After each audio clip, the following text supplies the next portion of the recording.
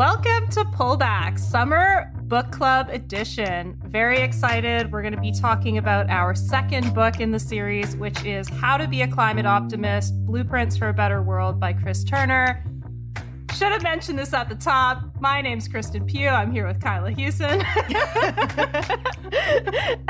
We're proud members of the Harbinger Media network of podcasts. But we're also on vacation, so, get off our backs. Also, I don't know if I introduced the name of our show. This is Pullback. You know that already. You've clicked the thing. Yeah, it's the thing in the title. If you open your app, you look at the picture. Oh my God. Okay, I'm actually really excited to talk about this book. I hated it. So I don't love to hate on books. So you were so funny, Kristen, because you read this book before I did, and you're like, okay, just a heads up, it's probably not a book we're going to recommend. And you were really reserved with your opinion. So I don't know actually what you think of it because you did not spoil anything. But I got angrier and angrier the further I got into the book. I don't know. What do you think before I go off on a rant? Yeah, for folks who are listening to this podcast who haven't read the book, essentially what the book is trying to do is it's saying, hey, the climate movement, it's a really big bummer a lot of the time. Which is a fair critique, I would say. Not wrong.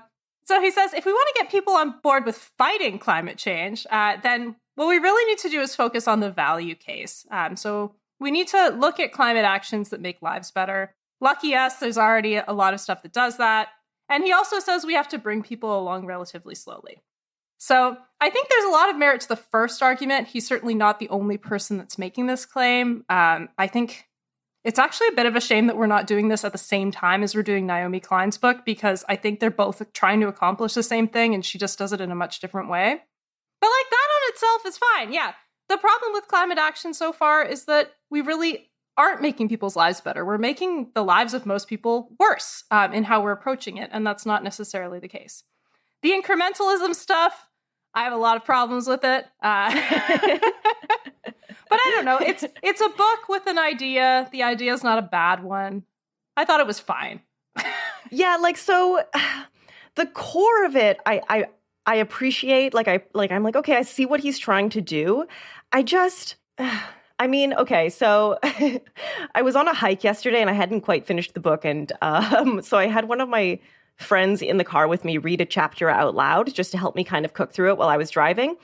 And listening to them read it out loud just made me realize that it was so repetitive. It was 150 pages longer than it needs to be. It could have been 6 articles, Yeah, to be honest, the content of this book is an op-ed column in a newspaper. That's the appropriate length. It's not even this could have been an article. This could have been a column. Yeah. And I'm fine with that. Sometimes I read books and it's okay, whatever. I don't know. I was hoping for more, I guess, and I'm disappointed. Yeah, I'm really curious to see, maybe listeners have different perspectives on this book. I think part of the reason you and I didn't like it very much is that I don't think it's a book that's actually for people who are steeped in the climate movement at all. It's not for people who think and read about climate change all the time and are grappling with climate anxiety. I think this book is for your centrist friend who sees the climate crisis, but looks away from it as quickly as they can, because actually grappling with climate change can be scary. It really seems like governments aren't doing the work they need to do to actually resolve it. And a lot of times it can seem like the fight is hopeless. So for people who just disengage from thinking about climate change because of that, that's who this book is for. And I think it does a great job of holding the hand of somebody who doesn't know a lot about what the transition will require and telling them, look, it can actually create a much better world. EVs are great, but public transit's also great. And for that, that's fine. That's fine. Yeah, and I think for the first half of the book, I felt that same way. And then the back half is just so repetitive that I think maybe I was just getting frustrated, just because of that. But also, I don't know. It's just, it reminds me of A Waste-Free World, which we also read for the show, which is kind of a libertarian take on what change is needed. And like, yes, we need to convince people like who maybe, but even people who don't look at climate change directly because it's too scary and too big, even most of those people, like, they don't need 12 chapters about Denmark to like and that's not necessary. And I was actually struggling to figure out who this book was for while I was reading it personally, because I was like, I wouldn't give this to like my parents or any of my friends who like don't engage with climate change, because it's like, it felt like he kept saying like, it's okay, the status quo will continue. You're not going to lose your car. You're not going to lose your McMansion. Everything's going to be fine because we're electrifying the grid. And I feel like that was his whole point, was just like, let's electrify the grid. And it's like 90% of what he talked about. And I was like, oh my God, this book is like part of the problem. Yeah, and I think we can disentangle that a little bit, because I think there are some problematic narratives in here. But I think the intention with the book is to take like a certain echelon of people who love to read nonfiction books about like whatever the hot topic of the day is. So who like to sort of be involved in a wide range of policy discussions, but don't know a lot about climate change and are sort of like middle to upper middle class. I think that's who this book is for. Yeah. And for those people, I think it is helpful to a certain degree, because it takes some of the narrative that like left-wing climate change discourse has about how we need to really be pitching climate action in a way that's not necessarily neoliberal, in a way that does actually improve the quality of lives for all and brings in equity. But it does it in a way that's like non-threatening and non-scary. So in a way, it's almost like that movie that you really like. I think Kyla liked. Oh, yes. So I was actually thinking about 2040 while I was reading this, because I was like, why is he focusing on Denmark so much when 2040 that came out like the same year that this book did, more or less, or came out like I think a year or two before this book even. I'm like, there are so many really cool like global examples of solutions that he's not touching on at all. So I was actually going to say, if anyone wants to learn about climate optimism, save yourself $25 and instead of picking up this book, go watch 2040, my favorite movie of all time. Because like, yeah, I was like, okay, 2040 did this already and did it better, you know? Like, yeah. I mean, I think there's space for there to be multiple products. Some people are book people, some people are movie people. So you give lots of options. There's certainly no shortage of space for climate change information out there. And I think if I was like newer to climate change as an issue, some of this stuff would have been really interesting for me. For me, none of the examples were particularly new, I don't think. But, you know, if you're coming at it from a sense that like climate change is all about making gas more expensive and making it harder for you to afford to get from place A to place B, this book gives you some good advice on how, you know, governments could be doing a better job. I don't know. I feel very lukewarm about it. Yeah, I'm pretty hot about it. Which is weird. Normally I come in and I'm like, I liked the book. And then you're like, meh, it was okay. It could be fixed. So this is very unusual for us. I mean, I didn't like the book. I will be real. Particularly, I agree with you. The last half really dragged. I will be honest. I skimmed it while I was watching my sister's convocation ceremony. It did not require a lot of my attention. It doesn't. No. I was skimming as well. So like anyone who's like a huge fan of this book might come up and be like, well, you missed his point then because you weren't even reading it properly. But I don't think that's the case. You know what? I gave it a good college try for the first half, but at a certain point, I would not have finished this book if we weren't doing an episode on it. So, yeah, I agree. I don't know. He's also like, he's been writing on climate for like 20 years and he's based in Calgary. And yeah, I was getting some real libertarian vibes off of this. Like, oh, really? I was like, this guy votes for the Liberal Party of Canada. That's that was the vibe I got from this guy. I don't know. It just felt like he's like, oh, you can plug in your car at night and get money from the system by like recharging the grid. And it's like, what the what? That like, I mean, you can. If you're upper middle class, that's a great argument for climate action, Kyla. Like, well, so here's the other thing about like the idea of like he did mention transit a few times, but mostly he was talking about how like there's going to be an electric car in every driveway. And like he doesn't mention at all the fact that like minerals are like destroying the planet and like that. Like he has all these solutions that he's like, look at how great this is, and then never actually like points out why it's still problematic, which I guess is kind of my problem, because he's telling everyone it's okay to like continue to consume in the way that we are as long as we are consuming from an electrified grid. That was one of the big problems with the book. It's sort of, I mean, we've talked about this in previous book episodes. Not every book needs to be about everything. So this book wasn't really about equity and climate change. It didn't really have to tackle the class crisis, but it did end up feeling very incomplete because it didn't, because most of its solutions were pitched to preserving the comfortable consumption of middle and upper class Canadians, which is fine. My other problem with it was just that it really sort of pitched a continued slow-paced action when, you know, we have tried. This is something that Naomi Klein points out in her 2014 book that we're going to look at next. But like, we have tried incrementalism.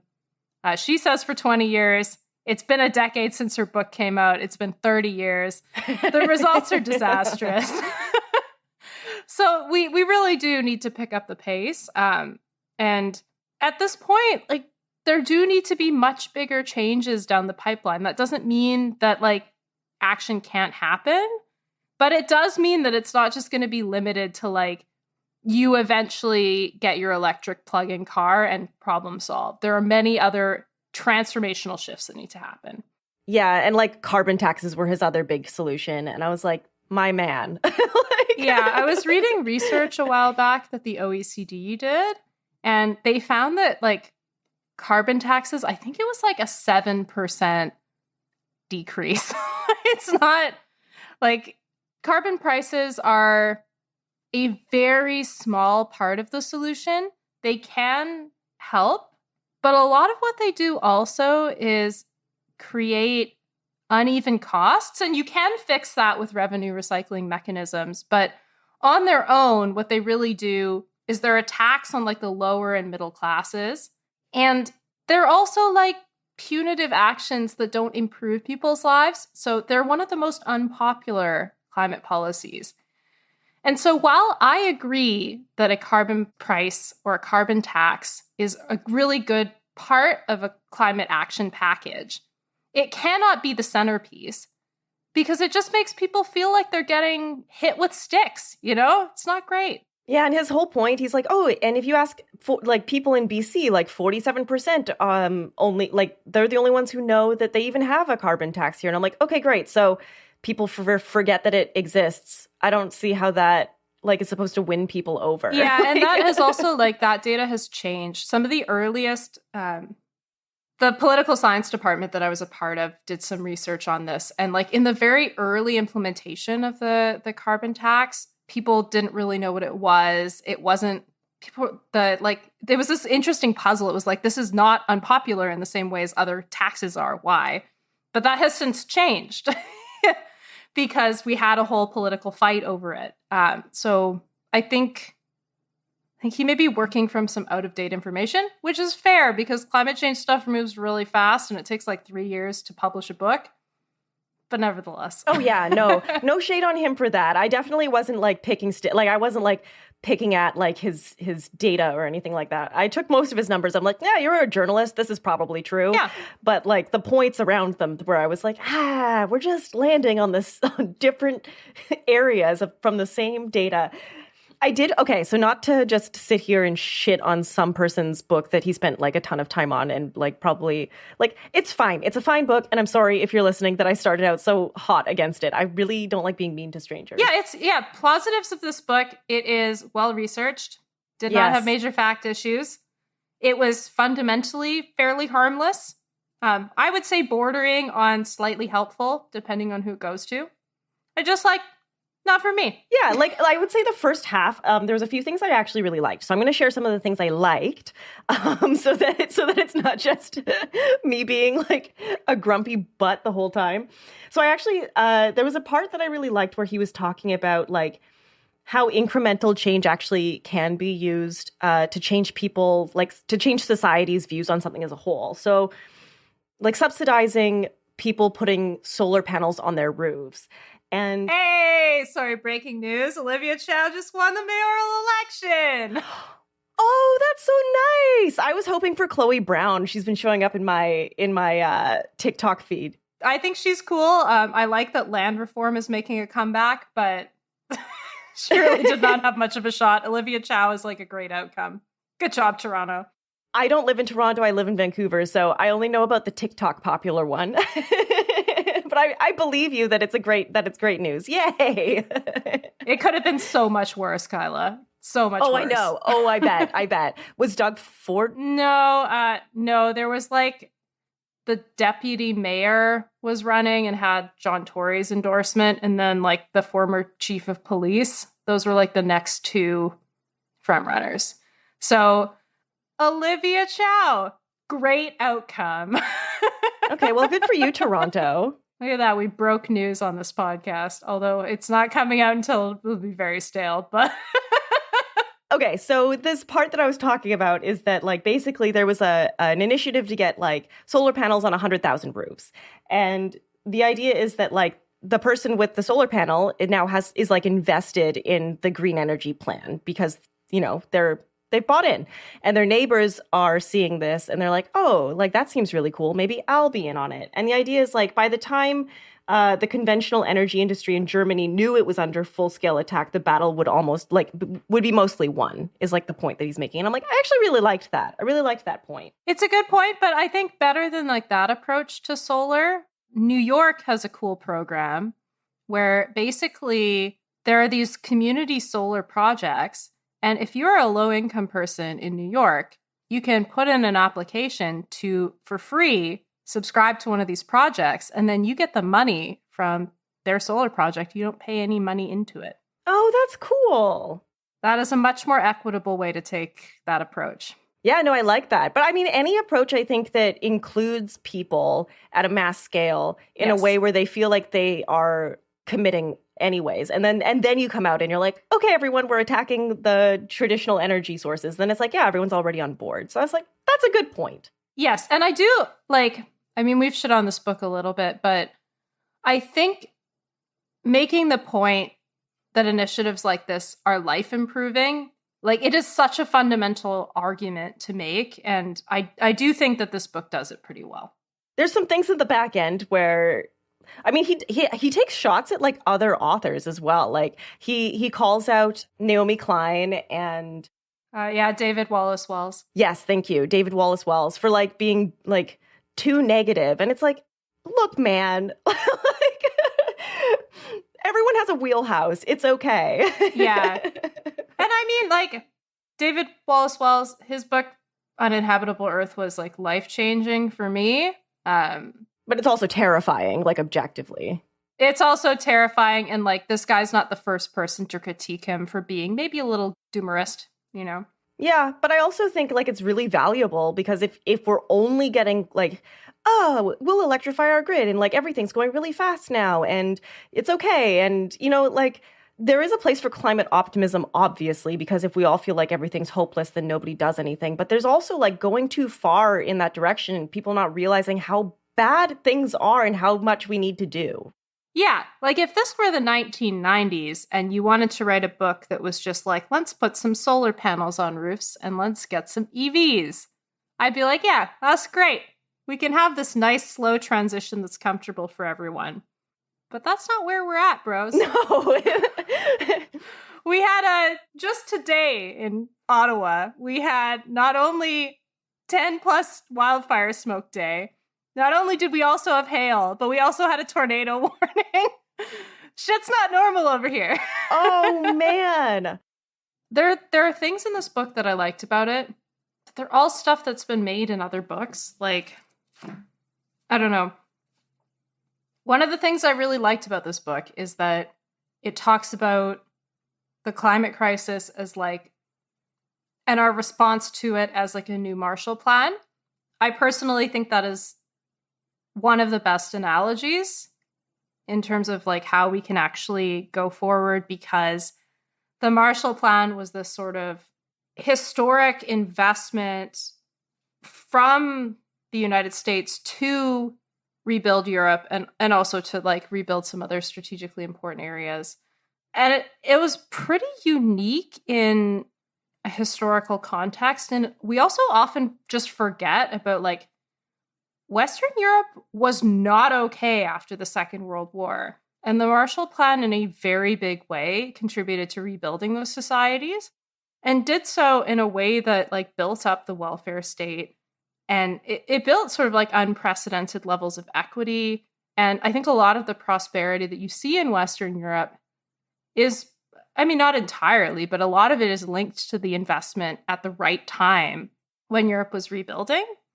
And if we could do something like that globally for climate change, it would be fantastic. I really like that. I really like that analogy. But like, he's not the first person. Like, this is an argument people have been making since at least 2009, you know? I did really like just a little thing that I highlighted in the book that I just got to. He lives in Calgary. And he's like, oh, I see Teslas everywhere in Calgary, which you never would like have thought a few years ago, which is true and is really cool. I actually did really like the way that he pointed out how because he's been reporting on this stuff for 20 years. And he's like, oh, in 2007, they said that solar panels would take this long to become this cheap. And it actually only took like 3 years. And so we've been underestimating forever. And I'm like, sure, but we've also been underestimating how bad the climate crisis is. So, you know, like... Not that I want to be a pessimist or anything, but it's like, yeah, it's not the only thing that we're underestimating. Yeah, and we're still not like meeting our climate targets or anything like that. So yes, like from a techno-optimist perspective, we've been outpacing the frontier of change that we thought was possible. And that's awesome. But like from a political will point of view, we're real behind. And he does talk about that too. Specifically to call out the Teslas in Calgary, he saw a vanity plate that said LOL-OIL, so lol oil. And I was like, that's a fantastic vanity plate for a Tesla in Calgary to have. So I just wanted to shout out that person. Do you have a favorite vanity plate you've ever seen? I saw one once that was con. So it was like like the, you know, like when the captain of the like con Star Trek. Yeah. Okay. Yeah, I'm not a huge Star Trek. I'm not like I was like, was this person a grifter? But anyways, I saw that years ago, and it was a reference that I vaguely understood, and I thought that I was like, that's just cute. If you're gonna have a vanity plate, at least be nerdy about it. That's a great one. What about you? There is a vanity plate that I still think about from time to time. It quite simply said, "Go Mumps," and I don't know whether they were cheering for the mumps, but I saw it at a time when there was a mumps outbreak in Edmonton. So... oh, that's fantastic. Oh, I also highlighted a quote that it felt like he was calling out you and I specifically, Kristen. I was like, oh my God, this book is about us. And the quote is, "Of course, climate solutions are hard sells. No one wants everything they do every damn day put under that kind of scrutiny, and no one wants to spend that much of their day thinking about process." And I was like, excuse me, Kristen and I do.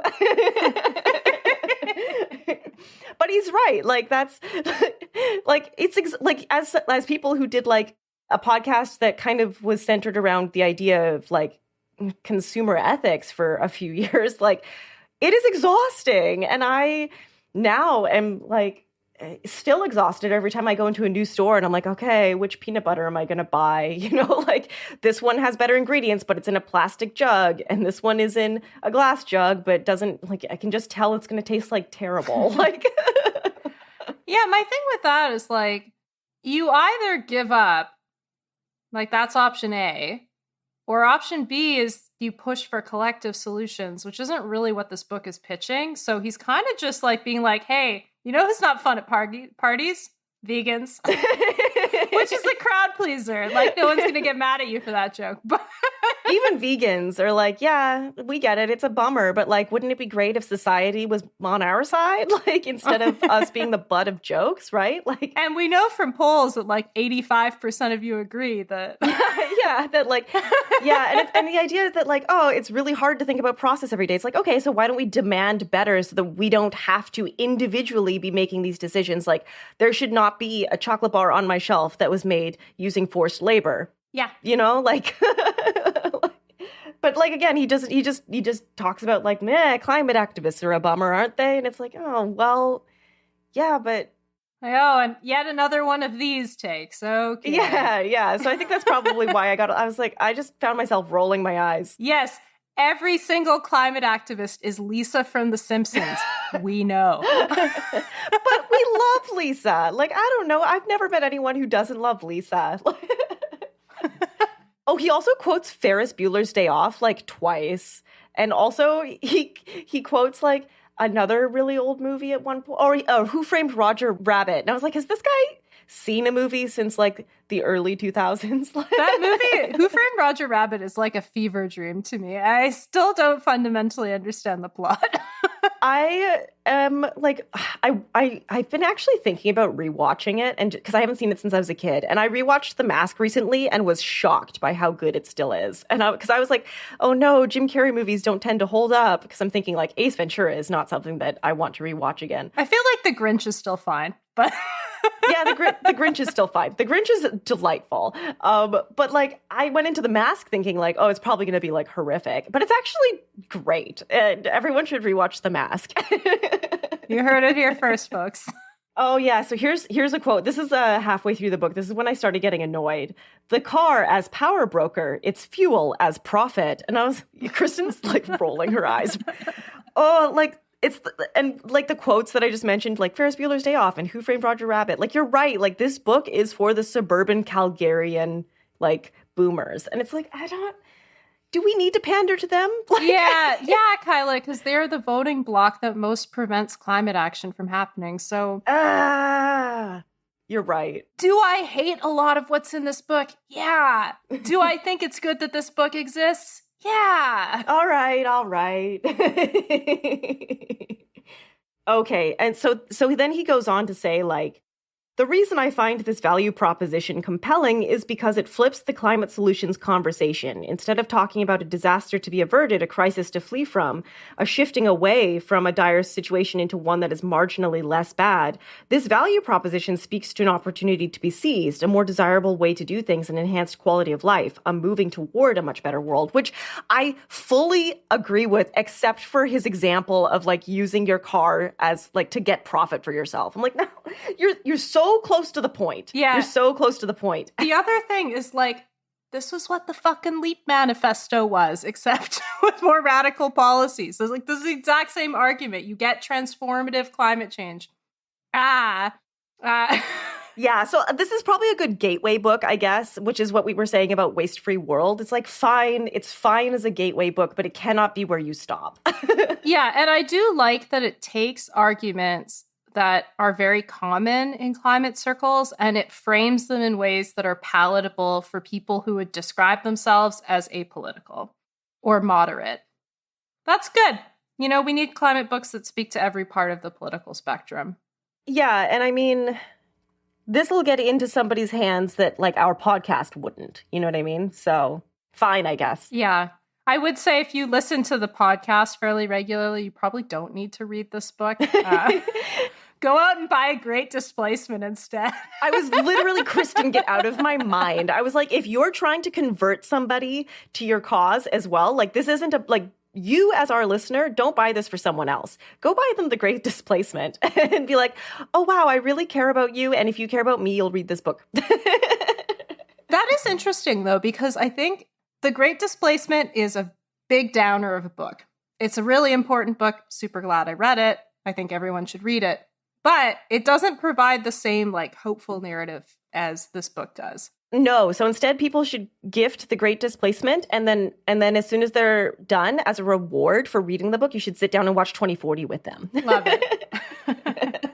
But as for other books, yeah, I can't think of another one that I would recommend that isn't kind of a bummer. So, I mean, I see that there is like a vacuum in the book world for a book like this. And that's why I was so excited to read it. I was so excited to read it because I was like, there are so many things to be optimistic and excited about. Collective change and like, what if we took care of the most vulnerable people in our societies? But instead he's like, what if you plugged your car into the grid and it gave you money? And it's like, oh my goodness. I would say like, if you're looking for an optimistic book about climate change and you're already sort of on board with the whole climate change is real and urgent, The End of This World, it's an edited volume by a bunch of authors in so-called Canada. That's a really good one. It offers lots of solutions and ways that we could create a more caring society. Beyond that, I mean, TBD, let's see what we think about This Changes Everything, because it is pitched as a solutions book, but it is also like 500 pages long. Yeah, I'm 60 pages into it, though, and I already am, like, super excited about it. Even though I was a little worried, because I'm like, we're reading a book that's, like, a decade old. Like, it's going to be out of date. And in a lot of ways it is, because it's talking a lot about, like, the discourse at the time, which was very much like, is climate change even real? And thank God we've, like, moved past that for the most part. So, like, it's actually really exciting to read her book and see where it was at back then and be like, oh, things are getting better. So I actually am finding it really hopeful, too. Oh, really? I mean, we'll talk about it more when we've read the whole thing, but I'm finding it really depressing. She keeps predicting things, and I'm like, yeah, that is what happened. Oh, well, you're much further into it than I am, surely. Like, I'm only 60 pages in, so I'm past the intro and, like, through chapter 1, maybe. So we'll see how I feel later. We'll talk about it. No, I like in this book, he does actually talk about like a bunch of different like things that people are doing. Like he loves Denmark. He loves Denmark, and he talks about all the cool things that they're doing, which is great. But Denmark is, and he says this himself, Denmark is a very small island. Yes, all of this stuff is really neat, and it probably will scale very quickly because there is a vested interest that is growing by the year. Thank goodness. Like, all of this is very, very hopeful. So if this book was like 70 pages shorter, I think that I would have liked it more. There's like, I don't know if this was like an editor's note he got or what, but there's like lots of him just describing what he's doing. Like, he's like, I was riding a bike and then I stopped to eat a sandwich. And it's like, what? I get it. You're trying to like make this a more engaging book, I guess, but I don't know. Like, I don't need to know you had a sandwich. Yeah, like I sometimes find it helpful when authors put themselves in the book, but they need to do it in a way that's relevant to the narrative. Like, for anyone who's read We Are the Weather by Jonathan Safran Foer, it is very much him like meditating with himself, and he talks about his family history a fair amount, but in a way that's actually helpful for the narrative of the book, whereas this just feels like, I don't know, he journaled while he was researching and decided to throw that in there. Yeah, which again, like, will probably appeal to the like readers who he's targeting. Like, that's fine. He's like, look, I'm a person. You should trust me. And I'm like, I get it. That's fine. I'm just nitpicking. But I did like that he included some like activism sort of ideas. Like, he talked a little bit about tactical urbanism, which is like the idea that people kind of just go out and fix their roads on their own without waiting for the city to do it. So people will pop up like stop signs at intersections where they think they need them, or they'll like paint crosswalks on the road and stuff like that. And he dances around the idea of collective action. And so I'm like, oh, you're so close. Just go a little further. But I guess like that's not who this is for. Yeah, I don't know. So I was like willing to be like, so this is what made me come out so hot at the beginning of the podcast where I was like, I hated it. Which I don't use the word hate very often because my dad, when I was a kid, was like, hate is a 4-letter word. And I was like, what? Really? So like, it's like a strong word. So I take it back. I didn't hate it. But the thing that really lost me, that made me so hot to come out at the beginning, is like this part where he talks about, like, at the very end, that like climate crisis is a planetary in scale, and solving it comes with an obligation of universality that makes addressing social justice issues extremely complicated. And all of that's true. And so he's talking about like climate movement in general, and like how they're trying to address it. And this quote in particular that he says, I find it hard to argue from available evidence that the global energy transition can also be a global fix for problems that have haunted human civilization for much, if not all, of its existence. And this made me so angry because look at like Indigenous culture, like just you live in Canada, look at Indigenous culture. Like, how dare you say that all of human existence has had these like problems of like top down governance? Like, so that part is like what really upset me. He has like a paragraph about Indigenous relations, which is like, it's a decent paragraph, but like you've written a whole book about climate solutions and you've not even talked about Indigenous solutions. And then to say that like human civilization has always had like problems of inequity is like false. It's just wrong. I'm reading right now Thomas Piketty's Capital and Ideology, which is all about the history of how inequality has been justified across societies and across history. And I think what that book really is making clear in my mind is that like these regimes are different, and the ideologies that we set up to justify inequality actually have a really strong material impact on what the inequalities are. So to that extent, because I feel like the quote that you mentioned is him just waving away the argument that we can't address capitalism with climate change. We have to sort of parcel them out. But really, they're two problems that are fundamentally tethered together. Yeah. And it just, what cheeses me off about these kinds of arguments is like, there's a faux intellectualism to this glib dismissal of what is actually a very fundamental argument about the causes of climate change. It's just like, those silly leftists, let's deal with these two really big problems. They've been around forever. But if you see climate change as being fundamentally linked to the extractivism of our economic system and our inability to solve the problems as being tethered to the fact that we've allowed wealth concentration that makes governments unable to do anything, then you can't. And to pretend that like activists are silly for trying to make that argument is offensive, and it annoys me. And fuck that. Yeah. So and this came in like right at the end of the book. So that's where, cause like until that point, I was basically like, fine, I guess. And so I was getting like more and more kind of like, this book isn't really so. And then I got to that one section where he's dismissing it in the most like colonial Western sort of way, where it's just like, well, capitalism's always existed. And it's like, what? That's not like, that's not what he's saying. No, it really hasn't. Yeah, but it's missing such a big point.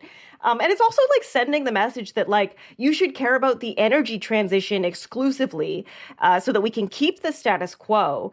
And if we bother to dream bigger, it's going to derail the energy transition. So like stop thinking about how we could make society better because we should be focusing on electrifying the grid. And that just, Yeah, and it's understandable. Like, so a few years ago when Extinction Rebellion was sort of, it had its moment in Canada and then it kind of died. But when it was on the rise in Canada, I had joined and was involved with it. And one of the first evolutions that I had to sort of go through in my mind was just the mission statement, because one of the arguments that was being made by the movement was essentially that you had to sort of solve democracy in order to solve climate change. And for me, I thought that's how do we possibly do that? We already have like a really hard challenge. Why add another challenge onto it? And so I think his argument is sort of playing in that same space. And it's a reasonable approach to take. Having said that, now that I have read many more books on climate change and thought about it for a few years, I've sort of come around to the perspective that it is. We need to resituate participatory democracy. And that doesn't need to necessarily look like electoral reform, although it totally could. But it can also look like citizens' assemblies or even, deep canvassing and organizing in the workplace. It looks like non-electoral democracy as well. But until we can sort of reposition people power, the elites are the ones that are served by the fossil fuel industry, and they are not saving us from this crisis, have not been, have had a very significant amount of time to do so. So there needs to be sort of bottom-up pressure. And in order for that to work, there needs to be like a repositioning of equity in our society. And I think that has to come from everyday activities of just regular people. So like contacting your representatives, going out to protests, talking to your neighbors about climate change, whatever that ends up being for you. But I think arguments like what he was making are really misguided. Yeah, I think that's a really excellent way to put it, Kristen. Thank you for articulating so well why I was so frustrated when I was reading this part. What a kind way to say thanks for ranting. I think we should end on Kristen's fabulous call to collective action, but there's just like one more thing on this particular, it's like literally like a paragraph later after that very upsetting quote that I read, where basically he's trying to explain himself and justify what he had just said, which is to say, if there is a climate justice argument to be made about solar energy projects, it's meaningless without cheap solar panels. And cheap solar panels rely on the operations of systems, industries, and whole economies that are not now and may never be entirely fair, equitable, just, and free. And I just wrote, wow, that's pretty pessimistic for a book about optimism. What a weird thing to put at the very end. Yeah, it's really true. Yeah, this whole thing's about optimism. Let's be optimistic that we can also deal with economic justice. Yeah, like he's like, oh, systems aren't equitable and fair, and they maybe they never will be. So why? So like what? So why bother trying to make them so? Because we should focus on the climate crisis. Why can't we do both? Like, why does it have to be one or the other? This is like how to be a climate technocrat. This isn't how to be a climate optimist, because it's really a narrow view of society. It's all technological solutions, the whole thing. Like, none of it is like the collective action or scaling back or degrowth doesn't come up at all. Like, this is why I was like, oh, it just feels like a really like capitalist argument, which is like, you can have your cake and eat it too, which is like weird. If I have cake, I want to eat it. So it's a bad example, but like, but it just seemed like really pessimistic. It just felt like, yeah, like kind of a bummer.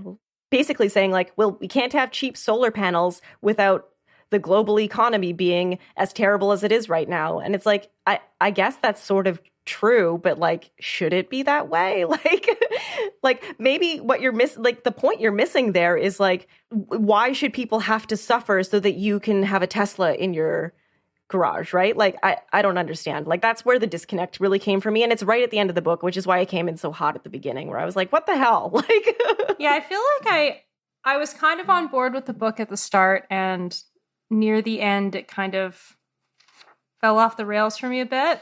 But I did like the value proposition that he outlined. I think that was near the end of the book. And I did enjoy the way that he ended it. So maybe I can steal from that. This is like literally the last page of the book. He's talking about like what the sales pitch for climate change should be. Quote, that sales pitch, a little more to life somewhere else, a level of luxury once known only to kings, that can win. Trust me, that can win. And I did kind of like that as an ending. Again, there's some class issues we could maybe dig into. Is it realistic to think that we can all live as kings, or is he really pitching that to an upper middle class? But I really do think this book gave me a way to talk to centrists about more like equitable climate policies and why programs that give things to the people who are worst off are actually a really good approach for climate change and maybe an essential part of the puzzle.